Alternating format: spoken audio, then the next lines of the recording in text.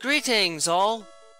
Today, we will be examining the uncommon ghost ground-type Pokemon Sandygast, the Sand Heap Pokemon, and its rare evolution Palossand, the Sand Castle Pokemon. Though they might not look like much of a threat at first glance, the members of the Sandygast family are powerful spectral entities that can more than use the sand and earth around them to pummel their opposition into submission. Sandygast have the appearance of an animated pile of whitish sand, with a large gaping mouthhole in the center of their form that goes right through the entirety of their body, and a small dark patch of sand that marks where their spectral eyes are. The only other adornment to their form, aside from a few scant pebbles at their base, is a white and red-tipped toy shovel, which sticks out from the top of their form almost like a marker of identification compared to other piles of sand. Their evolved form, Palossand, instead have a brown, sandy form in the shape of a castle, with towers and a main fort center, and small blue and purple pebbles lining the top of their form and the entrance into the castle, which acts as their mouth. Their eyes are still visible in the top dome of the central structure, and they still retain the red toy shovel they had as Sandygast, though now it is stuck in them with the shovel end pointing up, acting as a radar unit for detecting others while Palossand are hiding. The members of the Sandygast family are like some other ghost types in that they are the result of some sort of spirit bonding with or being created as part of an inanimate object. In the case of these creatures, that object happens to be sand. While the exact process is still not completely understood, it seems that these beings are generated as a result of grudges and feelings of regret and abandonment over not being able to complete a structure and or having to leave behind a creation, being left behind from the creators of their physical forms, and these serve as beacons that roaming spirits can then latch onto and use as an anchoring point, possessing the individual sand grains in order to create a cohesive legion that works together as a single entity, giving birth to Sandygast. Because the material their bodies are made up of, these creatures can be damaged severely and still be able to reform their bodies with little trouble, and tend to get access to moves that reflect their physical attributes more than their special ones.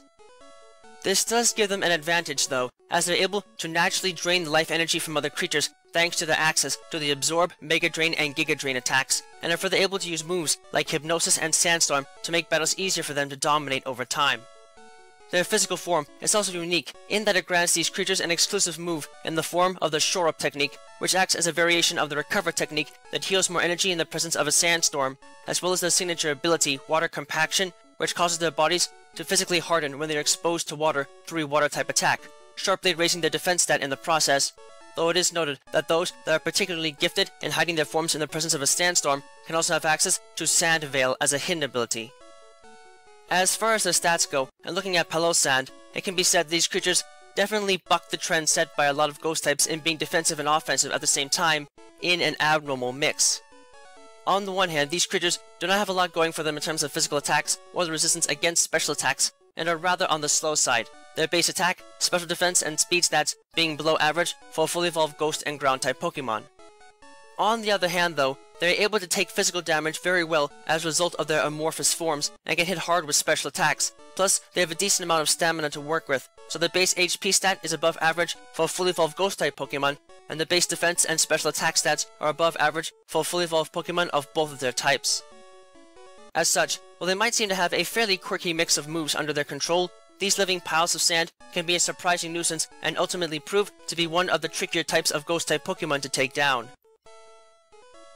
Sandygast likely do not seem like much of a threat at a young age of development, but even in this state, they demonstrate a level of cunningness that betrays their otherwise silly-looking form. These creatures born from the departed emotions of their creators will try to lure in children and people alike by making playful gestures towards the shovel stuck in their body, which is designed to act as a lure to others.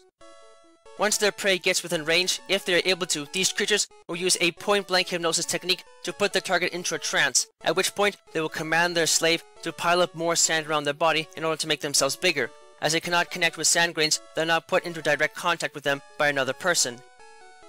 Because they need these shovels then, in order to grow and develop, these creatures value them greatly and will protect them at all costs.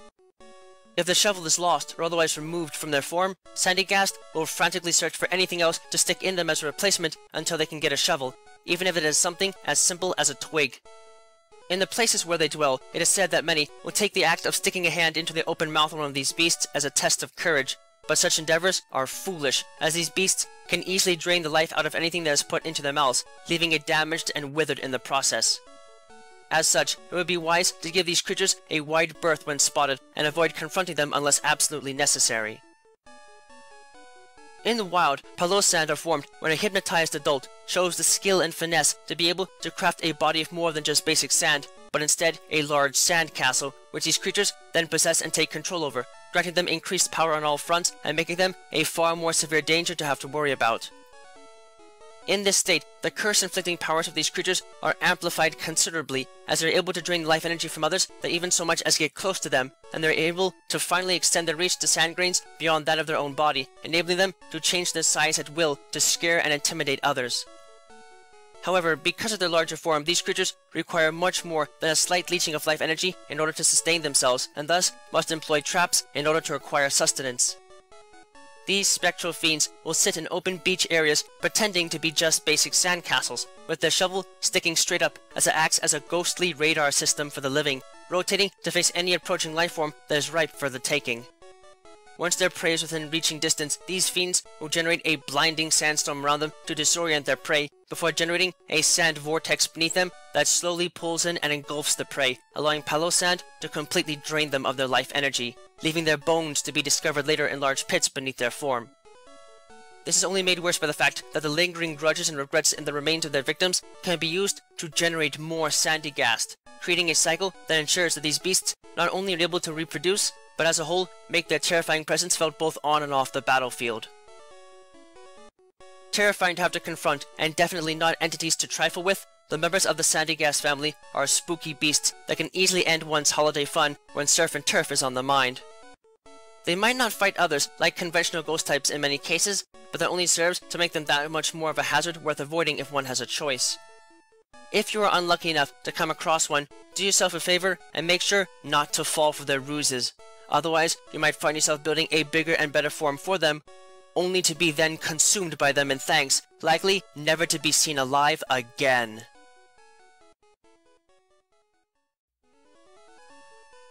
Thank you all for watching this video. It is always an honor to be able to speak with you all on the subject of Pokemon in a way that brings me great joy and happiness in my work.